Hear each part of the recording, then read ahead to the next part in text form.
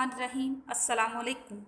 जी तो बच्चों, आपने वीडियो मुलाहजा की जिससे आपको बखूबी अंदाज़ा हो गया होगा कि आज हम बहुत ही मज़े का और बहुत दिलचस्प सबक पढ़ने वाले हैं। जी हाँ, परिस्तान की शहज़ादी। तो आइए अपने सबक का आगाज़ करते हैं। सबसे पहले हम मुसन्निफ़ के बारे में पढ़ेंगे। ये सबक सिनफ़ अदब के लिहाज से एक दास्तान है और इसके मुसन्निफ़ हैं अशरफ सबूही। अशरफ सबूही का असल नाम सैयद वली अशरफ और कलमी नाम अशरफ सबूही था। आप दिल्ली में पैदा हुए। इब्तदाई तालीम घर पर हुई। 1922 में Anglo Arabic high school Delhi से मैट्रिक का इम्तहान पास किया। मारूफ अदीब शाहिद अहमद दहलवी इनके हम जमात थे। अशरफ सबूही महकमा डाक व तार में मुलाजिम रहे। बाद में ऑल इंडिया रेडियो से वाबस्ता हो गए। क़याम पाकिस्तान के बाद लाहौर आ गए। 1965 में मुलाजमत से सबकदोश हो गए, यानी मुलाजमत को खैरबाद कह दिया और हमदर्द तवाखाना के शोबा मतबूआत से वाबस्तगी इख्तियार कर ली। तबाशुदा मतबूआत तबाशुदा। अशरफ सबूही एक साहिब तर्ज अदीब थे और उर्दू ज़बान खुसूसन दिल्ली के मुख्तलिफ तबकों की बोलचाल और वहाँ के रोज़मर्रा और मुहावरे पर पूरी गिरफ्त रखते थे। जो सबक हम पढ़ने जा रहे हैं इसमें भी उन्होंने रोज़मर्रा और मुहावरों का भरपूर इस्तेमाल किया है। इनकी तसानीफ़ में दिल्ली की चंद अजीब हस्तियाँ, गुबारे कारवां, झरोके, सलमा और बिनबासी देवी शामिल हैं। अशरफ सबूही ने चंद अंग्रेज़ी किताबों का उर्दू तर्जमा भी किया। सबक परिस्तान की शहज़ादी इनकी मरूफ तसनीफ़ दिल्ली की चंद अजीब हस्तियाँ से लिया गया है। तो आइए अब अपने सबक का आगाज़ करते हैं। परिस्तान की शहज़ादी पार्ट 1।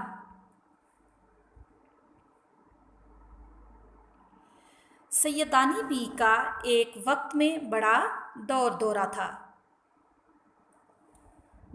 था, शोहरत थी। कले की अच्छी अच्छी मुगलानियाँ उनके सामने कान पकड़ती थीं। मुगलानियाँ दर्जने, मुगलानी कहते हैं दर्जन को, कान पकड़ती थी, तौबा करती थी।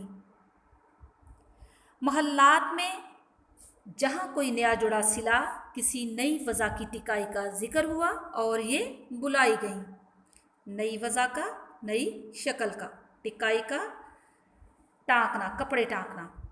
जहाँ कहीं कोई नया जोड़ा सिलता या नई शक्ल का कोई जोड़ा सिलाई करने की ज़रूरत पेश आती महल्लात में से, या नया जोड़ा टाँकने की ज़रूरत पेश आती तो इनको बुलाया जाता, यानी सैयदानी भी को बुलाया जाता। शहर की बेगमात में भी उनके हुनर की धाक थी। हुनर कारीगरी, धाक थी, रोब था। सब उन्हें आँखों पर बिठाते थे। आँखों पर बिठाना, बहुत ज़्यादा इज्जत करना। आज पालकी चली आ रही है कि बड़ी सरकार ने बुलाया है। पालकी डोली, सरकार हाकिम। कल डोली खड़ी हुई है कि नवाब सुल्तान जहाँ बेगम ने याद किया है। ना रात को फुर्सत थी, ना दिन को चैन। फुर्सत, फरागत। सुबह कहीं मेहमान हैं तो शाम को कहीं, लेकिन रहे नाम साईं का। यहाँ साईं से मुराद अल्लाह ताला है और इसका मतलब है अरूज अल्लाह को हासिल है। रहे नाम साईं का, अरूज अल्लाह को हासिल है। बुढ़ापा आया तो हाथ पाँव ने जवाब दे दिया। हाथ पाँव का जवाब दे जाना, यानी जिस्मानी अज़ा का कमज़ोर हो जाना। हाथ पाँव ने जवाब दे दिया, जिस्मानी अज़ा कमज़ोर हो गई। आँखें धुंधला गईं, आँखें धुंधला जाना, नज़र कमज़ोर हो जाना। अब कौन पूछता दुनिया और मतलब ना रहा तो कैसी खातरदारी। खातरदारी, खिदमत। हारे वक्त का कोई साथी नहीं, हारे वक्त का बुरे वक्त का कोई भी दोस्त नहीं होता। बेचारी को टुकड़े का सहारा देने वाला भी कोई ना था। टुकड़े का सहारा देने वाला, रोटी का आसरा देने वाला। जब बहुत परेशान हुई तो पड़ोस में एक मीर साहिब रहते थे। उनकी बीवी ने उन्हें तरस खाकर अपने पास रख लिया। पड़ोस हमसाए में एक मीर साहब रहते थे। उनकी बीवी ने उन्हें तरस खाकर अपने पास रख लिया, यानी सैयदानी बी को अपने पास रख लिया। सुना है कि ये नहायत शरीफ घराने की बेटी थी। मरहट्टा गर्दी में उनका ख़ानदान तबाह हो गया। मरहट्टा गर्दी यानी मरहट्टों का हमला। बरस दिन की ब्याही बेवा हो गई। बरस दिन की ब्याही बेवा हो गई। बरस दिन की अच्छे दिन की, ब्याही शादीशुदा, बेवा हो गई बेवा जिसका खामन फोत हो जाए। उस ज़माने में दूसरी शादी करना बड़ा ऐब समझा जाता था। ऐब समझा जाता था, बुराई समझी जाती थी। मुगलानी का पेशा इख्तियार कर लिया और अपनी हुनरमंदी की बदौलत रंडापा गुजार दिया। मुगलानी दर्जन का पेशा इख्तियार कर लिया और अपनी हुनरमंदी कारीगरी की वजह से, हुनरमंदी की बदौलत कारीगरी की वजह से रंडापा यानी बेवगी का ज़माना गुजार दिया। जवानी तो इज्जत व आबरू से कट गई। खूब कमाया, हज़ारों रुपए इनाम में लिए, मगर रखना ना जाना। दिल की हातम थी यानी सखी थी। हातम थी, सखी थी। दिल की हातम थी, खुले दिल की मालिक थी। तबीयत की नर्म थी यानी नर्म मिजाज थी। और पुराने शरीफों में यही एक ऐब होता है। ऐब खामी होती है कि वो वक्त की कदर नहीं करते, खुदा की बेनियाजी को भूल जाते हैं। बेनियाजी को, बेपरवाही को भूल जाते हैं। बने हुए ज़माने में बिगड़ने का ख्याल भी नहीं आता। बने हुए ज़माने में, खुशहाली के ज़माने में बिगड़ने का ख्याल भी नहीं आता, यानी ख़राब होने का ख्याल भी, ज़माने के ख़राब होने का ख्याल भी नहीं आता। यानी जब हालात अच्छे गुजर रहे होते हैं तो तब इस बात का एहसास नहीं होता कि बुरे हालात भी आ सकते हैं। जानते हैं कि यही लहर बहर रहेगी। लहर बहर खुशहाली, यही एहसास होता है कि यही खुशहाली हमेशा रहेगी। सैयदानी भी जवानी भर इसी गलत फहमी का शिकार रही। बुढ़ापे ने आन दबाया, बुढ़ापे ने आन दबाया, हमला कर दिया। ताकतें दगा दे गईं, धोखा दे गईं तो आंखें खुली। आंखें खुली, आंखें खुलना हकीकत का इल्म होना। तो दूसरों के सहारे पर जिंदगी के अंधेरे दिन पूरे करने पड़े। मीर साहिब के घर वाले छोटे से लेकर बड़े तक सब के सब इंतहा से ज़्यादा खुश मिजाज और खुदा तरस थे। खुश मिजाज, हासमुख, खुदा तरस थे, रहम दिल थे और हर एक सैयदानी बी को खुदा का भेजा हुआ मेहमान समझकर इनके सामने बिछा जाता था। बिछा जाता था, सामने बिछा जाता था, बहुत ज़्यादा इज्जत करते थे। सैयदानी भी 2-4 दिन तो ज़रा गमगीन और शर्मिंदा सी रही। गमगीन, गमज़दा।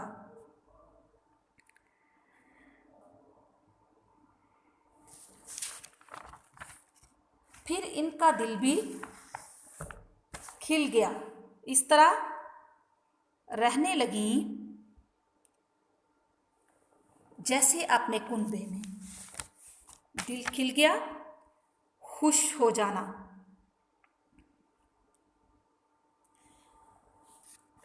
कुनबे में, खानदान में। हाथ कांपते थे, निगाह मोटी हो गई थी, सुई का नाका मुश्किल से सूझता था, लेकिन सारी उम्र मेहनत करके खाया था। निगाह मोटी हो जाना, धुंधला नजर आना। सुई का नाका, सुई का सुराख मुश्किल से सूझता था, दिखाई देता था, लेकिन सारी उम्र मेहनत करके खाया था। पुराई रोटी मुफ्त कैसे खा सकती थी? पुराई रोटी, गैरों के टुकड़े। सुबह नमाज पढ़कर बच्चों को ले बैठती, قرآن شریف پڑھاتی، نصیحتیں کیا کرتی۔ دوپہر کو سینا پرونا اور کاٹنا سکھاتی تھیں۔ سینا سلائی، کاٹنا کڑھائی سکھایا کرتی تھی، یعنی بچوں کو صبح کو نماز اور قرآن شریف کی تعلیم دیا کرتی تھیں اور دوپہر کے وقت انہیں سلائی اور کڑھائی سکھایا کرتی تھیں۔ شام ہوتی تو باورچی خانے میں جا کر کھانا پکانے کی ترکیبیں بتاتی، ترکیبیں طریقے، اور ان کی بیوی عشاء کی نماز سے فارغ ہو کر بڑے مزے کی کہانیاں سناتی۔ کہانیاں ایسی اچھی ہوتی کہ بڑے بھی آ جاتے۔ میر صاحب اور ان کی بیوی دونوں خوش تھے کہ سیدانی بی کو بچوں کی تربیت کے لیے خدا نے بھیج دیا۔ ایسی شریف، نماز روزہ کی پابند، ہنرمند استانی صرف روٹیوں پر کہاں میسر آتی ہے، ملتی ہے۔ مشہور تھا کہ سیدانی بی پرستان میں بھی ہو کر آئی ہیں۔ پرستان پریوں کا دیس یا پریوں کی سرزمین، پرستان پریوں کی سرزمین۔ وہاں کے بادشاہ نے انہیں اپنی بیٹی کا جہیز ڈھانکنے کے لیے بلایا تھا اور انہوں نے وہاں کئی دن رہ کر بڑے بڑے تماشے دیکھے ہیں۔ گھر والوں کو یہ خبر تھی، لیکن کبھی خیال نہیں آیا کہ سیدانی بی سے پوچھتے تو کیا بھی سچ مچ تم پرستان گئی ہو؟ شاباش تمہارا جگرا، تم کو ڈر نہیں لگتا؟ جگرا، حوصلہ۔ ایک دن سردیوں کی رات تھی، دالانوں کے پردے پڑے ہوئے تھے۔ دالان بڑا کمرہ، چھوٹے بچے لحافوں میں دبکے اور بڑے لڑکے لڑکیاں انگیٹھی کے چاروں طرف بیٹھے کہانی سن رہے تھے۔ لحافوں میں، رضائی میں دبکے، گھسے ہونا یعنی رضائی میں گھسے ہوئے، اور بڑے لڑکے اور لڑکیاں جو تھے وہ انگیٹھی کے چاروں طرف بیٹھے کہانی سن رہے تھے۔ اتنے میں میر صاحب کی بیوی نماز وظیفے سے فارغ ہو کر آئیں۔ اتفاق سے کہانی بھی انڈا شہزادی کی تھی۔ جب یہ ذکر آیا کہ کانڑے دیو کی جو شہزادی پر نظر پڑی تو سوتی کو پلنگ سمیت اڑا کر لے گیا۔ کانڑے، کانے یعنی ایک آنکھ والے دیو کی نظر جب شہزادی پر پڑی تو اس کو پلنگ سمیت اڑا کر لے گیا۔ کہنے لگیں، سیدانی بھی یہ جو لوگ کہتے ہیں کہ تمہیں بھی پرستان کے بادشاہ کا کوئی آدمی پرستان لے گیا تھا اور تم وہاں سے بڑا انعام و اکرام لائی تھی، کیا یہ سچ ہے؟ انعام و اکرام یعنی انعام اور اعزاز، عزت۔